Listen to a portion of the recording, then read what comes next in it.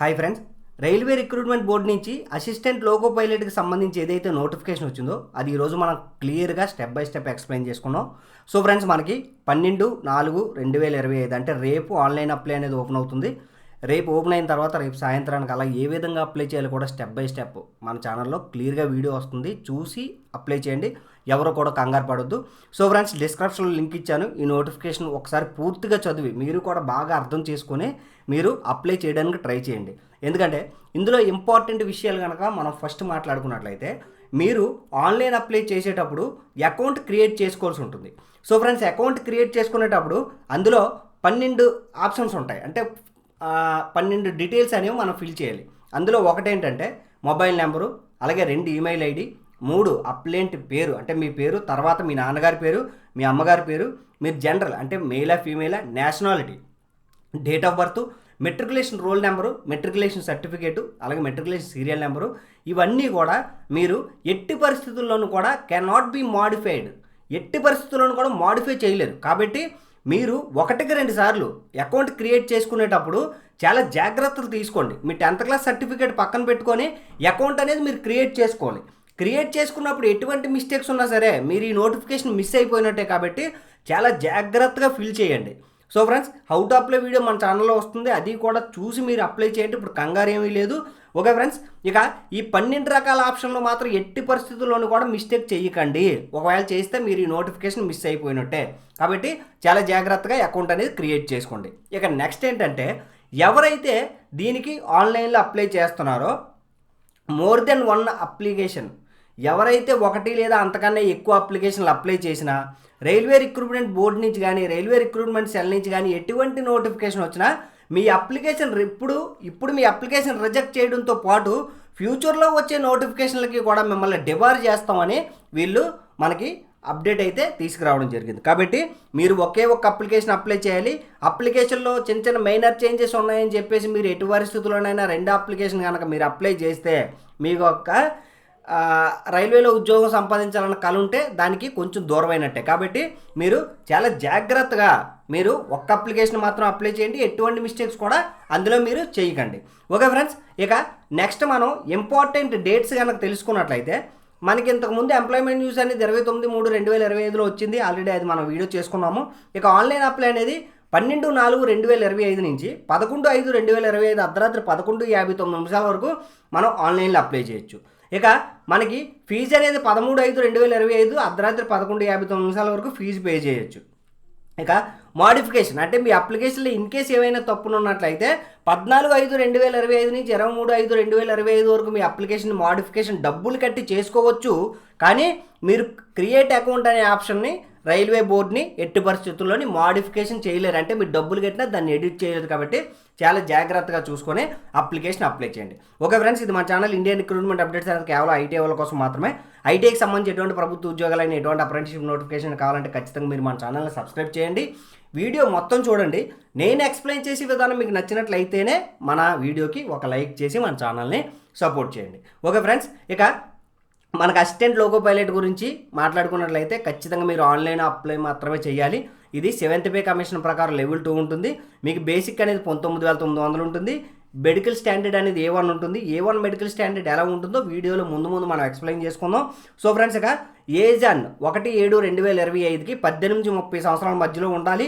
ఒకవేళ 30 సంవత్సరాల కన్నా ఎక్కువగా మీ వయసు ఉన్నట్లయితే SC ST 5 ఇయర్స్, అలాగే OBC 3 ఇయర్స్, ఎక్స్ సర్వీస్ మెన్స్కి 10 ఇయర్స్, అలాగే కోర్స్ కంప్లీటెడ్ యాక్ట్ అప్రెంటిస్షిప్ అంటే రైల్వేలోనే కాదండి, మీరు ఎక్కడ అప్రెంటిస్షిప్ చేసినా సరే ఎంత టైం అయితే అప్రెంటిస్షిప్ చేశారో అంత మీకు ఏజ్ రిలాక్సేషన్ దొరుకుతుంది.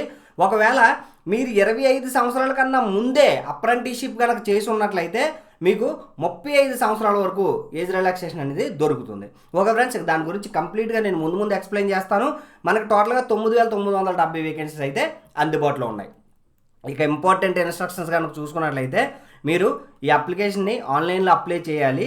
ఎవరైతే రిజల్ట్స్ కోసం వెయిట్ చేస్తున్నారో వాళ్ళు దీనికి నాట్ ఎలిజిబుల్. అంటే ఎవరి దగ్గర అయితే ఇప్పుడు పాస్ అయ్యే సర్టిఫికేట్ మీ చేతిలో ఉందో వాళ్ళు మాత్రమే ఈ నోటిఫికేషన్ అప్లై చేయగలరు.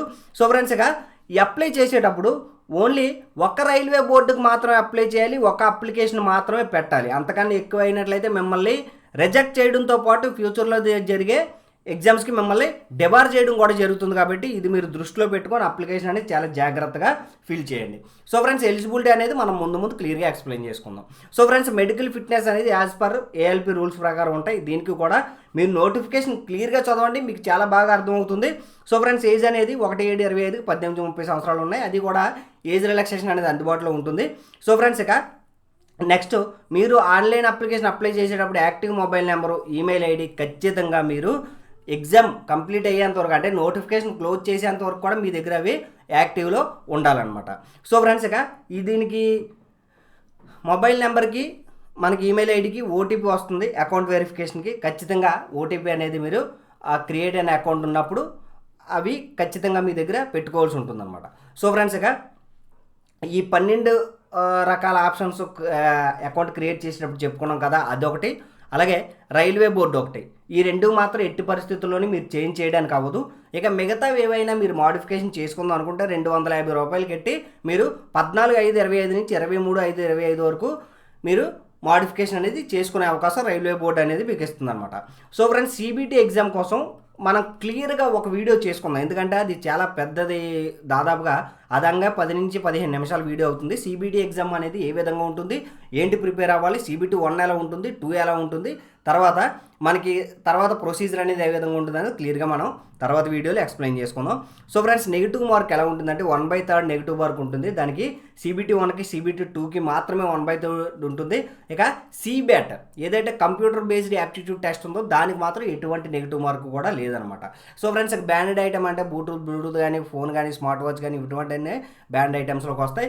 సో ఫ్రెండ్స్, ఇక ఫోటో ఎవరైతే మనం ఆన్లైన్ అప్లికేషన్ చేసినప్పుడు అప్లై చేస్తున్నామో 2 మంత్స్ కన్నా ముందున్నది మాత్రం అప్లై చేయాలి. 2 మంత్స్ కన్నా బిఫోర్ ఉన్నది కనుక అప్లై చేసినట్లయితే మీ అప్లికేషన్ అనేది ఏ క్షణంలోనైనా వాళ్ళు రిజెక్ట్ చేసే అవకాశం ఉంటుందన్నమాట. సో ఫ్రెండ్స్, మీరు సిగ్నేచర్ పెట్టేటప్పుడు మాత్రం బ్లాక్ కానీ క్యాపిటల్స్లో కానీ, అంటే బ్లాక్ కానీ క్యాపిటల్స్లో కానీ, మీరు క్యాపిటల్స్ మీ పేరు ఇన్ కేస్ రవి అనుకోండి, RAMU రవి అని చెప్పేసి ఈ విధంగా రాశారనుకోండి, మీ అప్లికేషన్ అనేది రిజెక్ట్ అవుతుంది. మీరు సిగ్నేచర్ అనేది ఖచ్చితంగా క్యాపిటల్ ఉండకూడదు, ఏదైనా సరే ఇలాగ కలిపి రాతతో ఉండాలి. ఇలా అయితేనే మీ సిగ్నేచర్ని వాళ్ళు యాక్సెప్ట్ చేయడం జరుగుతుంది. ఈ విధంగా సిగ్నేచర్ అనేది మీరు చేయాల్సి ఉంటుంది.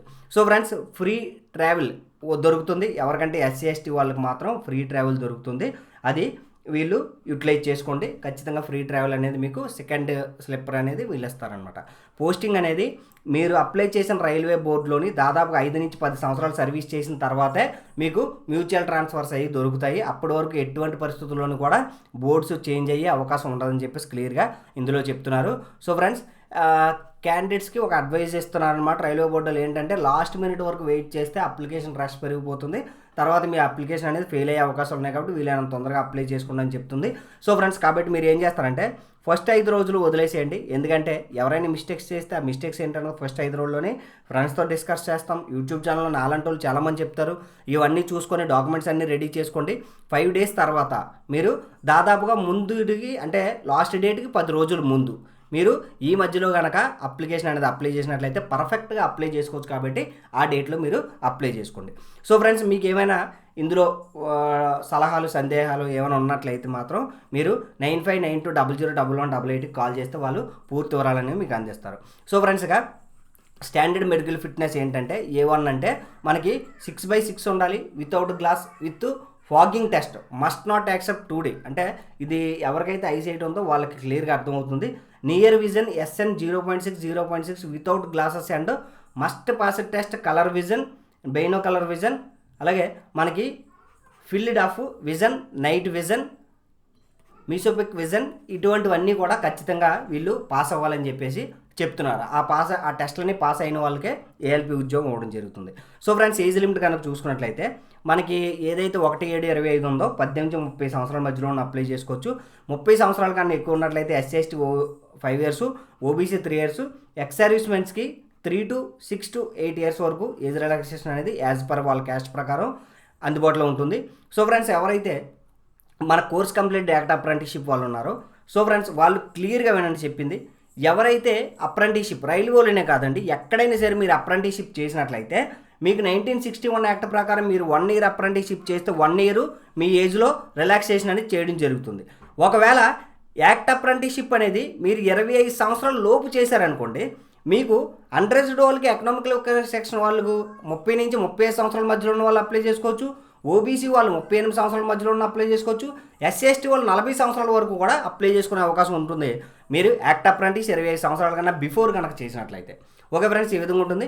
ఇక క్వాలిఫికేషన్ కనుక మనం చూసుకున్నట్లయితే మనకి ఏ విధంగా ఉంటుందంటే చూద్దాం. అసిస్టెంట్ లోకో పైలట్కి ఈ ట్రేడ్స్ అనమాట. సో ఫ్రెండ్స్, మనకి ఫిట్టర్ కానీ, ఎలక్ట్రీషియన్ కానీ, ఇన్స్ట్రుమెంట్ మెకానిక్, మిల్లరైట్ మెయింటెనెన్స్, అలాగే mechanic R&TV, electronics mechanic, mechanic motor vehicle, wiremen, tractor mechanic, armature, అలాగే coil winder, mechanic diesel, heat engine, turner, machinist, refrigeration and air condition mechanic వాళ్ళు apply చేసుకోవచ్చు అనమాట. So friends, ఇవి 10th class complete చేసిన తర్వాత ITI complete చేస్తే చాలు apply చేసుకోవచ్చు. ఒకవేళ 10th ఐటీఐ లేకుండా ఎవరైతే 10th క్లాస్ తర్వాత డైరెక్ట్గా నేషనల్ అప్రెంటిస్షిప్ సర్టిఫికేట్, మీరు రైల్వేలోనే కాదండి ఎక్కడైనా సరే 10th తర్వాత డైరెక్ట్గా 2 నుంచి 3 సంవత్సరాల్లో మీరు డైరెక్ట్గా అప్రెంటిస్షిప్ ఎన్జేసీ కనుక చేసినట్లయితే, డైరెక్ట్ 10th తర్వాత ఫ్రెషర్స్గా మీరు అప్రెంటిస్షిప్ చేసినట్లయితే వాళ్ళు కూడా దీనికి ఎలిజిబిలిటీ ఉంటుంది. ఇక డిప్లొమాలకి కూడా ఎలిజిబిలిటీ ఇచ్చారు.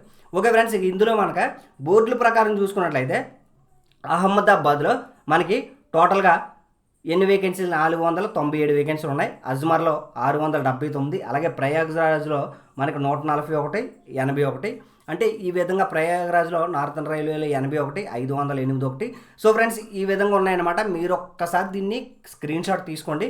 స్క్రీన్ షాట్ తీసుకొని మనకి సికింద్రాబాద్లో కనుక చూసుకున్నట్లయితే సౌత్ సెంట్రల్ రైల్వేలో 967 వేకెన్సీలు, ఈస్ట్ కోస్ట్ రైల్వేలో 533 వేకెన్సీస్కి అందుబాటులో ఉన్నాయన్నమాట. ఓకే ఫ్రెండ్స్, ఈ విధంగా ఉన్నాయి. మీరు బాగా చదవండి. అలాగే మీరు ఇక్కడ అప్లై చేసేటప్పుడు నేను చెప్తాను ఏ విధంగా మీరు ఎక్కడ ఏ బోర్డు సెలెక్ట్ చేసుకుంటే మీకు తొందరగా ఉద్యోగం వచ్చే అవకాశం ఉంది. ఇవన్నీ కూడా మనం హౌ టు అప్లై వీడియోలో మాట్లాడుకుందాం. అలాగే సిలబస్ గురించి కూడా వీలైనంత తొందరలో ఒక మంచి వీడియో చేసుకుందాం. సో ఫ్రెండ్స్, మనకి మీకు ఇటువంటి అప్డేట్స్ ఏమైనా తెలుసుకుందాం కూడా ఖచ్చితంగా ఇండియన్ రిక్రూట్మెంట్ అప్డేట్స్ ఛానల్ని సబ్స్క్రైబ్ చేసుకొని పక్కన ఉన్న బెల్ ఐకాన్ క్లిక్ చేయండి. Okay friends, thank you for watching. Have a nice day.